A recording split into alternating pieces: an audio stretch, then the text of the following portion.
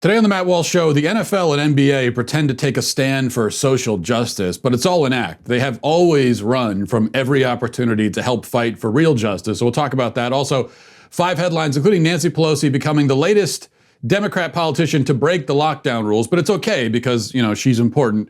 And in our 5 headlines, I'll cancel all of the white adherents to the critical race theory cult who are running around begging forgiveness for their inherent racism. I got a couple pretty hilarious but sad examples of that to play for you.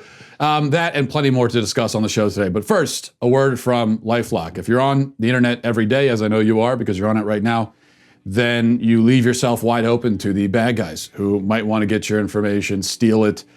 This is especially a problem now with the increase in cyber learning. It's really important, especially to protect your kids. And that's why you need LifeLock. You've got to make sure that their personal information is safe, as there are risks involved, especially with using mobile devices. Remember, a couple of tips here to review the security settings and privacy policies for any social media sites they use. And caution against checking in with their apps to announce their location, like your apps are always asking you to do. Make sure they don't do that. And most of all, make sure they're not sharing any sensitive or personal information online, including anything that can help a cyber criminal steal their identity. Listen, what it comes down to is this. Every day we put our information at risk on the internet. And you could miss certain identity threats by just monitoring your credit. That's why there is LifeLock. Nobody can prevent all identity theft or monitor all transactions at all businesses, but you can find out if your information is on the dark web. Get your free dark web scan at lifelock.com/Walsh. Pick the plan that's right for you, so it's up to you. You can save up to 25% off your first year. That's a free scan at lifelock.com/Walsh and 25% off. Again, lifelock.com/Walsh. Okay, so 2 months ago, Drew Brees was a superstar athlete who had managed to pull the rare trick of being famous, successful, and universally beloved. The latter being by far the most difficult feat of the three. But then the New Orleans Saints quarterback stated publicly and correctly that protesting during the anthem is disrespectful and that it's better to stand together and, quote, show unity. And this unleashed a torrent of criticism, which Brees withstood courageously for all of 24 hours before folding like a beach chair and apologizing profusely for his defense of unity and patriotism. And these days, Brees can be seen running around the practice field with the name of an accused rapist and serial abuser who was shot after assaulting police officers taped to his helmet. His transformation from a beloved and admired sports star to a sad, capitulating, pathetic pawn is complete. Now, Drew Brees was once considered a face of the NFL. And by displaying this utter lack of moral fortitude and by rallying behind an accused domestic abuser and sex predator, he has proven that he still is a face of the NFL.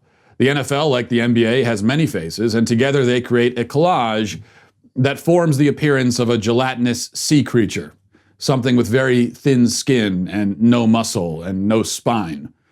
In recent months, and especially since the shooting of Jacob Blake, both sports leagues have been engaged in all manner of publicity stunts designed to make them look like they care about racial justice. And of course, fans of the WNBA would have seen similar theatrics if those fans, existed.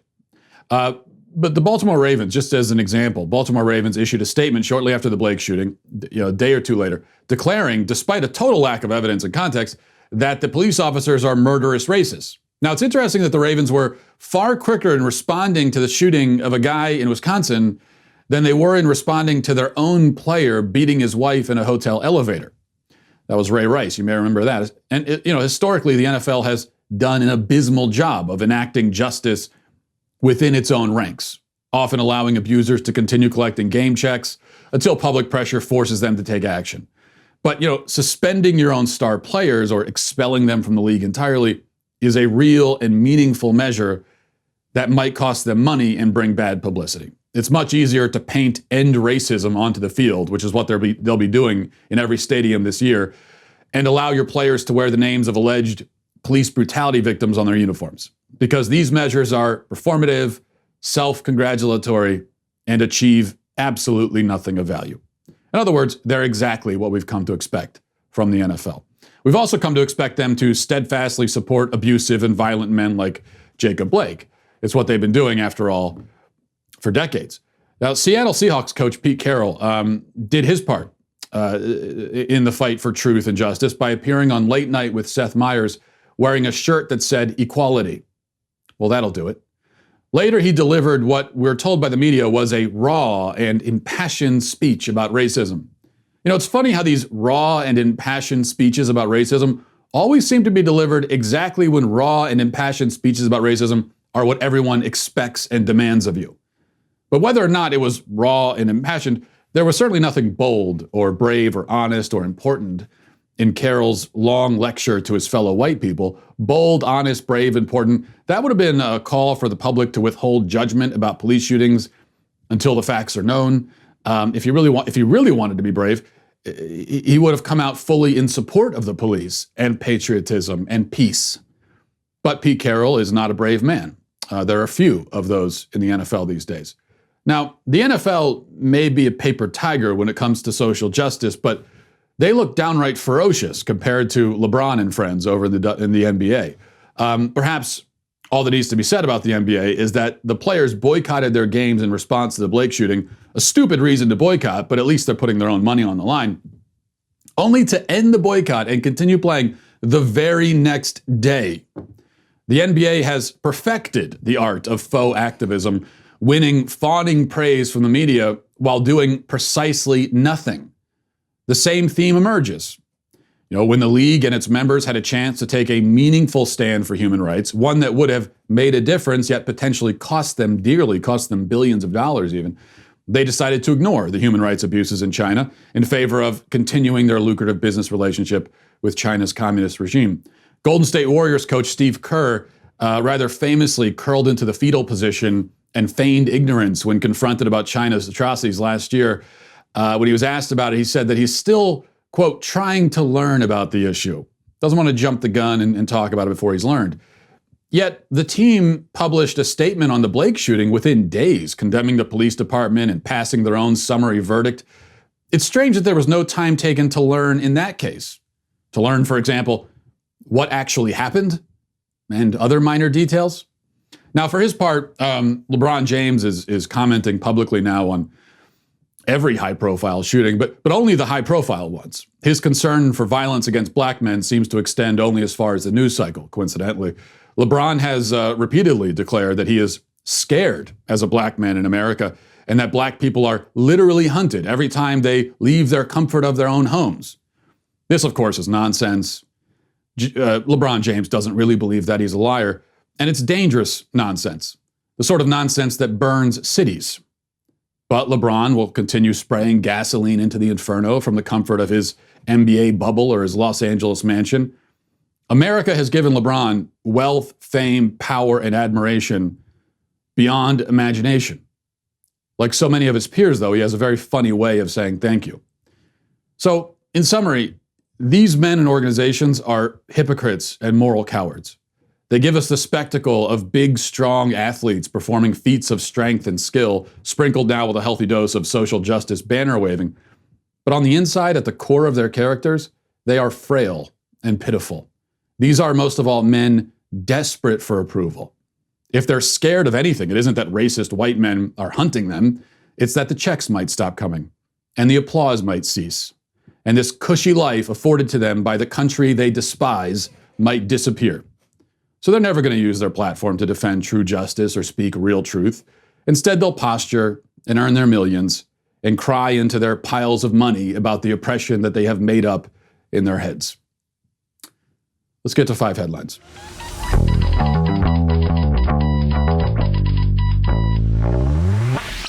You know, when I first got married and my wife had to briefly live in my bachelor pad apartment before we moved. God bless her, that couldn't have been easy. But you know, one thing she noticed when she walked in is that the walls were completely bare, aside from the odd stain or two.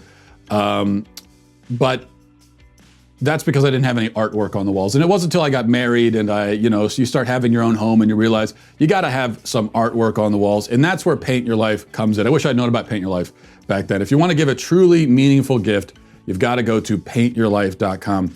Get a professional hand-painted portrait created from any photo at a truly affordable price. You can choose from a team of world-class artists and work with them until every detail is perfect. User-friendly platforms let you order a custom-made hand-painted portrait in less than 5 minutes. So this whole process on your end is really quick, really easy, much more than you think it will be. But on their end, they've got real artists working on this. The other thing is it's hands-on for you throughout the process. So you get opportunity for feedback. And they want to know, if you like it, and if they want to know what direction you want the painting to go. And it makes the perfect birthday, anniversary, or wedding gift, or it's just something you can get for yourself. That's what we did in my family. So at paintyourlife.com, there's no risk. If you don't love the final painting, your money is refunded, but you will love it, I'm telling you. And right now, as a limited time offer, get 20% off your painting. That's right, 20% off and free shipping. To get this special offer, text the word Matt to 64,000. That's Matt to 64,000. Text Matt to 64,000. Paint your life. Celebrate the moments that matter most. Okay, Nancy Pelosi is the latest Democrat politician to break the shutdown rules that she pushes and supports. And once again, like the mayor of Chicago, it's also that she can get her hair did, as the kids say, I think. Here she is, Nancy, going to a hair salon, maskless, indoors, San Francisco, to get a blowout, whatever that is. Honestly, when I first heard that Nancy Pelosi was caught indoors for a blowout, I thought it was some kind of bathroom emergency. And at first I thought, well, okay, I'll give her that. I mean, look, you got to do what you got to do. But no, apparently it's some sort of hair thing. So it's illegal right now in the city to get your hair done inside, especially maskless. But Nancy can do it because she's Nancy Pelosi. Now, the Pelosi camp has responded to the controversy, and their excuse is something else. Their excuse is that she didn't know that what she was doing was wrong. Seriously, that's what they're saying. She didn't know. She didn't know about the rules that she has ceaselessly promoted and insisted upon. And that's absurd, obviously, but on another level, in a certain way, I almost believe it. I almost believe that Nancy Pelosi really didn't think she had done anything wrong, but not because she didn't know the rules, but because she really didn't think they applied to her. Now, Nancy Pelosi's been in Congress for 376 years, I think, so she's been in this bubble, not living a real human life for so long. It may just be that she really assumed that the rules didn't apply to her. I can almost imagine the conversation with one of her henchmen when they say, Speaker Pelosi, that people are upset that you went in to that hair salon. What? Upset? What do you mean? Well, because it's illegal, and you've supported these laws, and now you're doing what, and people think it's hypocritical. No, wait, hang on a second. But I'm Nancy Pelosi. Did you explain that to them? No. Did you explain to them I'm Nancy Pelosi? Do they know that? It's me. I mean, what do you expect me to follow the same rules as the dirty, smelly, regular people? That's absurd. And then she soothes herself by eating 5 cartons of ice cream from her $95,000 refrigerator. But whatever the excuse is, this just really what it confirms again is that the people in government who've been fear-mongering about the virus and using it to control us don't believe what they're saying. All right, let's go to number 2. The media right now is having a difficult time, so prayers up for the media because they're having it's a hard time for them. We've got these riots going on, but the media can't decide if it should deny that the riots are happening or blame the riots on Donald Trump. That's what it really comes down to. They can't figure it out, so they're kind of doing both at the moment. They're trying to split the difference, and that's why you have this headline from the New York Times. The headline is, as right-wing groups increasingly move to confront protesters in U.S. cities, demonstrators are assessing how to keep themselves safe. Yes, of course. Yes, that's what's happening here. Well, with a few tweaks, this is a good headline. So I think it just needs to run through the editorial process a little bit more. Here's how I would adjust it. This is what I would say for the headline. As citizens increasingly decide that they don't want their houses and businesses burned down, arsonists are assessing how to continue their campaign of terrorism in a way that harms others but not themselves. So, very similar, but just some minor changes.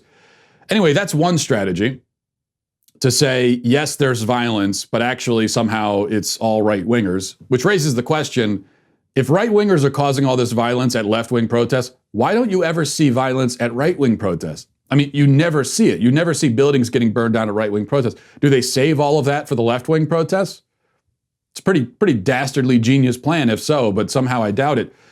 But then you also have the media at the same time claiming that the riots aren't happening at all, which gives rise to one of my new favorite genres of tweets where journalists in the nicer, more comfortable parts of riot-racked towns take pictures and videos of little plots of grass where nobody is being beaten unconscious or killed at the moment, and they offer it as proof that the riots are fiction. So here's Dan Zak, journalist, 2 first names, so you know that you got to be on your guard with this guy, reporter for the Washington Post. And I mean, if the last name's Zach, I don't think you name your kid Dan. Dan Zach. I don't know. I think if you've got a first name for a last name, then you've got to have a last name for a first name. I think that's the way that it works. The 2 first name thing, it's creepy. Anyway, Dan Zak, he uploaded a little video of some people sitting on the grass with the sarcastic caption, "Washington, D.C. is simply out of control." You see, you get it? Because those 6 people there on the grass aren't murdering anybody right now. Therefore, there's no problem in D.C. Makes sense. And then Josh Campbell, CNN correspondent, shows us some grass in Portland with the caption, "Good morning from wonderful Portland, where the city is not under siege and buildings are not burning to the ground. I also ate my breakfast burrito outside today and so far haven't been attacked by shadowy gangs of Antifa commandos." Oh, okay. So Josh had a burrito this morning and wasn't killed, which means logically that buildings are not burning down in Portland. Do you understand how that works? It's airtight. Speaking of which, look, I have this. I have this here. I found this online.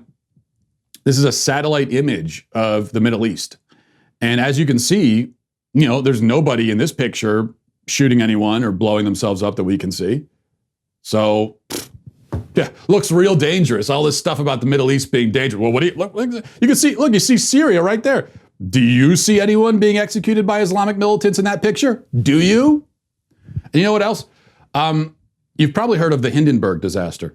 Supposedly, allegedly, a German airship caught fire in 1937, killed like 36 people. That's what you heard. That's the story. But I can debunk that right now. So here's the picture. But zoom in on the tip of the airship, the part that isn't on fire. So there, you see that the ship didn't catch fire. You see, because you can see right there that part of the ship that's not on fire, which means that the other part isn't either. Just super scary Hindenburg disaster you've got there. Pfft. Debunked. I just did it myself. It's easy to do. All right, number 3. Here's a lovely sentiment from a former BLM organizer and current contributor to Medium. She says, this is a tweet she sent out. She says, "I absolutely hate the smile that white people who don't know you give you walking down the street to let you know they're a sanctuary safe white." So no problem here, just a woman who hates white people for smiling. Imagine being this angry. I mean, I'm angry, but she gives me a run for my money. I don't get mad at people for smiling most of the time. But this is extreme, like top shelf, barrel proof racism you're dealing with right here, where she hates people of another race even when they're smiling. Not just even when they're smiling. She hates them for smiling. But this is a BLM organizer and someone who feels perfectly comfortable expressing this out loud publicly on the internet with her own name and face attached to it, which should tell you something. Now, by the way, I checked out her bio on her website, and this will shock you. First of all, she describes herself as an award-winning poet, educator, author, activist, and journalist. And also, she appears to use the pronoun they. So both are shocking developments there. And on her Twitter account, her most recent retweet is from someone named Feminista Jones, a left-wing activist, apparently, verified account on Twitter, explicitly calling for and condoning violence against white people. Here's what she says. Feminista Jones. "Begging white people to support BLM and related work has diluted the integrity of true revolutionary work. I still don't get why folks were so focused on getting mainstream support when it only means the inevitable destruction of the movement. White people, no matter how liberal or progressive, will never endorse revolutionary acts that may jeopardize their children's lives. I wonder why. And then she continues.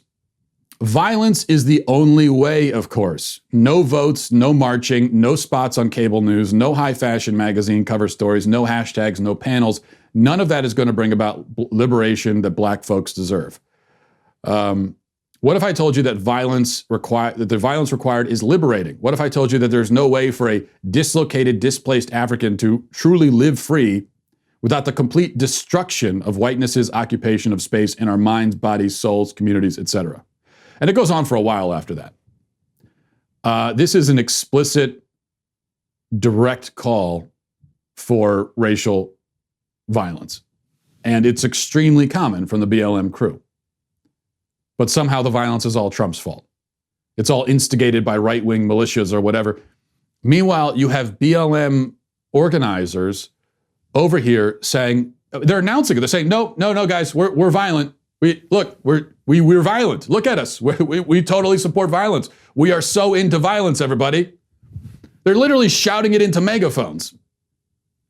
And the media has their ears plugged, pretending they don't hear it.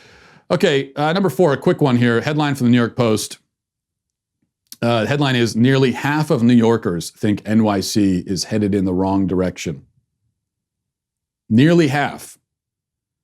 Which again, it brings up another New York Post headline from 1912. Nearly half of Titanic passengers think ship is headed in the wrong direction. In both cases, of course, the real headline is the other half. What the hell is the other half thinking? 5, finally, for our most important story of the day, I wanted to leave a little bit of time for this because this needs to be discussed and it's important. An athlete named David Rush in Idaho has just finally broken the record. And, we've all been waiting for this moment. He's broken record for the fastest time to move a cream-filled cookie from the forehead to the mouth. Now, the record for other types of cookies still stands. And, of course, the record for the fastest time to move a pancake from the forehead to the mouth has stood now, I think, for 2,000 years or something like that. And, okay, let's just play the footage. So we have the footage here. We can play it. Here is, again, this is David Rush performing this athletic feat. Let's watch this. Hey there, folks. It's David Rush on vacation in the Yellowstone National Park, entering the Guinness World Challenge this week. Had to find some off-brand cream-filled biscuits to attempt to break this Guinness World Record. Thanks to my son for the help. 3, 2, 1, go! Eat it.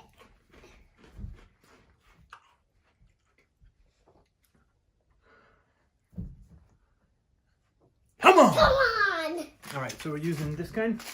I Thick and regular creamy sandwich cookies. Of course, that middle layer in there. 3, 2, 1, go! Eat it.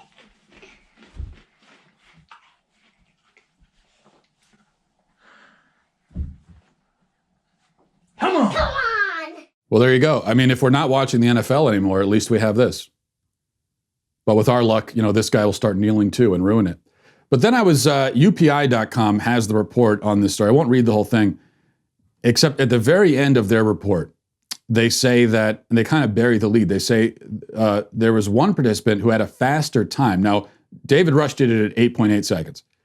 There's another person who actually broke the record, had a faster time, but his attempt was disqualified, which seems like a huge scandal. They don't tell us why he was disqualified. They just gloss over it.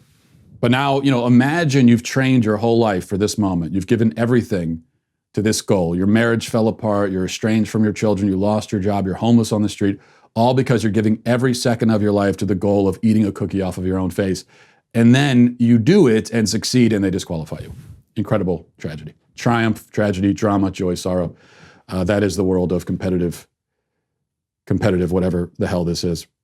We're going to get to our daily cancellation in just a second. But first, as part of our Daily Wire audience, there are a number of ways to take in the podcast. You may listen on Apple Podcasts, Spotify, or another podcast app. You may also watch on YouTube or Facebook or dailywire.com. There are like a million ways to do it. Bottom line, we're making our content available to you anywhere you watch or listen. And now we're introducing a new upgraded experience. Daily Wire is now on Apple TV and Roku. So members can enjoy all of the visual elements on this podcast on your big screen, either live or on demand. Find the Daily Wire on Apple TV or Roku and download today. You have to be an insider member to watch live. So head on over to dailywire.com/Walsh and use code WATCH, not Walsh, use code WATCH at checkout to get 50% off your memberships. This deal won't last long, so act fast if you want live shows on your big screen, plus the one-of-a-kind, highly coveted leftist tears tumblers, of course. Then you've got to go to dailywire.com/Walsh to get 50% off with code WATCH. Walsh and Watch, and download the Daily Wire on your Apple TV and Roku today. Let's get to our daily cancellation. Now, today for our daily cancellation, we'll be canceling all white members of the critical race theory cult. Really, all members of all races should be canceled if they're in the cult, but today we're focusing on the white ones. Two pieces of evidence to present. First, Rod Dreher has the screenshot, apparently from a Northwestern University law school, a town hall meeting they did online. And as Dreher describes it, the meeting started with a ritualistic denunciation of racism from all the participants. And so really it sounds like an AA meeting, except with white guilt instead of alcoholism. Here's a screenshot.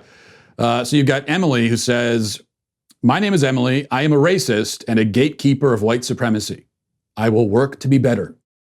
First of all, gatekeeper of white supremacy sounds almost like she's a gargoyle or something that sits outside the palace and asks you a riddle if you want to enter.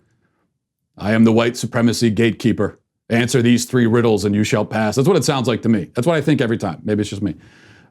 Anyway, then Sarah says, "Thank you all so much. My name is Sarah and I'm a racist. I will try to be better."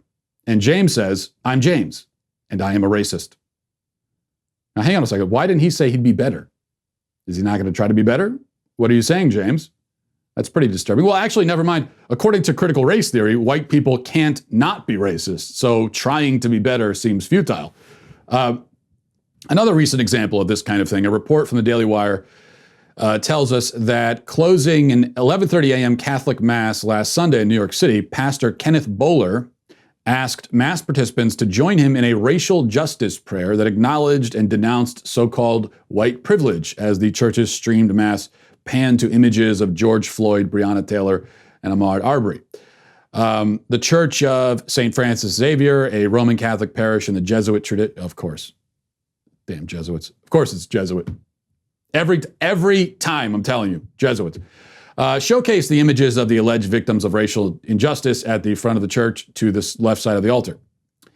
Okay, so there's the story, but let's actually play. We have video of the racial justice prayer. Have your vomit buckets ready as we check out this prayer. Watch. I now invite you to stand and join us in the prayer for racial justice by responding yes to each of the following statements. Do you support racial justice, equity, and compassion in human relations? Yes. Do you affirm that white privilege is unfair and harmful to those who have it and to those who do not? Yes. Do you affirm that white privilege and the culture of white supremacy must be dismantled wherever it is present? Yes. Do you support racial equity, justice, and liberation for every person? Yes. Do you affirm the inherent worth and dignity of every person? Yes. Therefore, from this day forward, will you strive to understand more deeply the injustice and suffering white privilege and white supremacy cause? Yes. Will you commit to help transform our church culture to one that is actively engaged in seeking racial justice and equity for everyone? Yes. Will you make a greater effort to treat all people with the same respect you expect to receive? Yes. Will you commit to developing the courage to live your beliefs and values of racial justice and equality? Yes. Will you strive to eliminate racial prejudice from your thoughts and actions so that you can better promote the racial justice efforts of our church? Yes. Will you renew and honor this pledge daily, knowing that our church and our community, our nation and our world will be better places because of our efforts? Yes. Let us pray. All right. First of all, That's not a prayer. That's an affirmation of belief. In fact, it's uncomfortably similar to the renewal of baptismal promises that they also do during Mass, usually when there's a baptism. If you're not Catholic, that's the part at the end of The Godfather when Michael Corleone is answering yes to, do you renounce Satan and all his works and the other questions while his hitmen are executing all the rival mob bosses. This is also a renewal of baptismal promises of sorts, except it's renewing the promises of your baptism into the cult of critical race theory.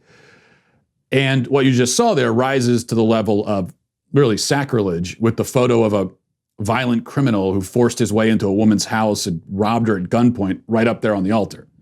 But even without that, this is BLM Marxist propaganda being spouted by a priest from the altar. And I think it's important for us to understand something. Not all of this stuff is empty virtue signaling. A good portion of it is, certainly. That priest, for example, I mean, that's nothing but empty virtue signaling. I doubt that man is capable of really firmly believing anything at this point. Many of these baby boomer priests in America are just hollow vessels of platitudes and cliches. That's all they've ever been. They've been pastoring churches for decades. Never in their lives have they uttered a single meaningful word from the pulpit, ever, not even once. The church is plagued by these types. So for him, yes, I'm sure it is empty, just like everything else he says and does. But what about the people in the chat? They're confessing their racism. Perhaps it's just a gesture, a virtue signal. It could be a cave to peer pressure, or maybe not. I mean, this idea that all white people are racist and that we all must confess our racism and actively work to dismantle it, even though, again, we can't because it's inherent, supposedly. But this is an idea that many people have really bought into. Now, if you're an intellectually susceptible person of a non-white race, it makes sense why you'd buy into it. It provides, as we discussed yesterday, a convenient villain for your story. Making a villain a scapegoat out of some other group, some out group, some other, some them. Well, that's a coping strategy as old as civilization itself. Nothing new about that. Nothing confusing about it either. But no matter how intellectually susceptible a white person is, why would they buy into this? I mean, why would people in the group being cast as villains actually accept and embrace that role? What's going on with that? Well, because the priests and priestesses of critical race theory know something that every other cult and religion knows, which is that humans, deep in their souls, struggle fundamentally with two things: resentment and guilt. The resentment and guilt are oftentimes a bit formless and shapeless. You aren't sure why they're there or where to direct them. And so humans go looking for outlets, for answers, for reasons. Why do I feel this way? Where do these feelings come from? These are questions that people, especially these days, spend a lot of time asking themselves. We are very focused on our own feelings in this culture. And depending on where you look, you get different answers. Psychologists will say, well, those feelings are disorders. Here, take this pill. Self-help gurus will say those feelings are illusions. Here are some affirmation mantras you can repeat in the mirror every morning to make them go away.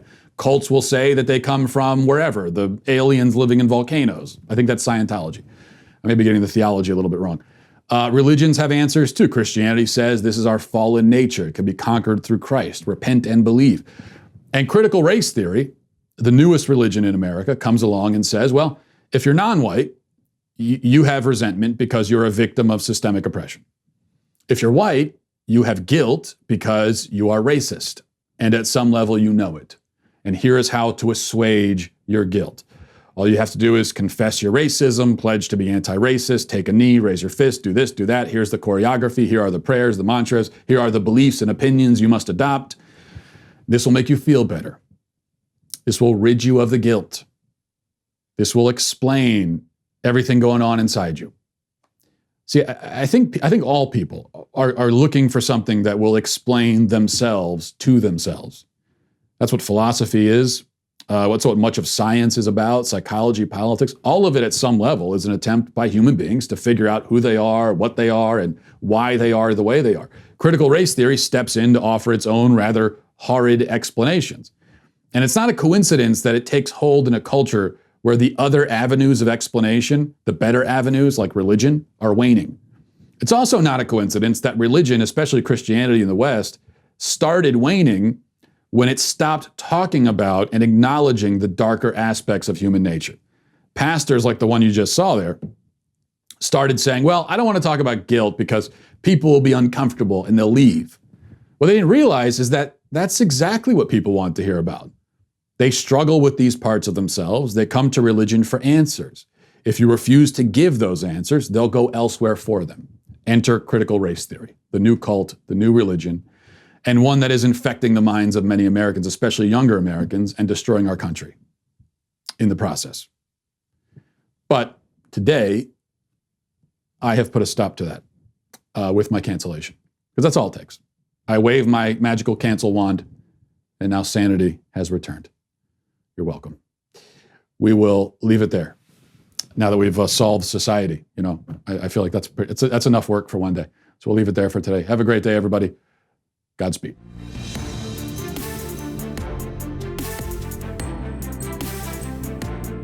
The Matt Walsh Show is produced by Sean Hampton, executive producer Jeremy Boring. Our supervising producers are Mathis Glover and Robert Sterling.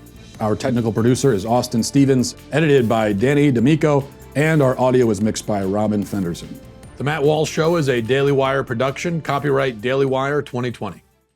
A Republican ex-senator says Joe Biden is more conservative than President Trump. California Democrats push to legalize pederasty, and the mayor of D.C. wants to demolish the Washington Monument. Check it out on The Michael Knowles Show.